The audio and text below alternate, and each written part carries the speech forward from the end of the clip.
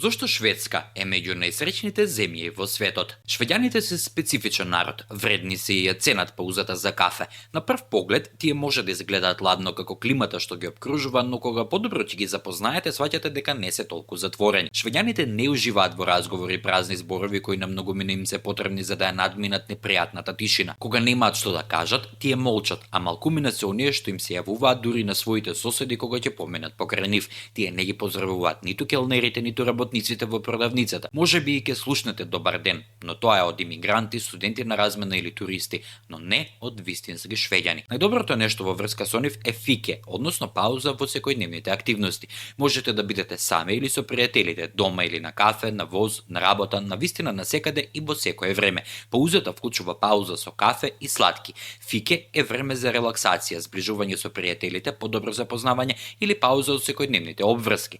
Новите времења и трендови во здравата исхрана дозволуваат сладките да се заменат со солени грицки. Дека нема среќа без фике потврдува и фактот дека Шведска е меѓу 10 најсреќни земји во светот.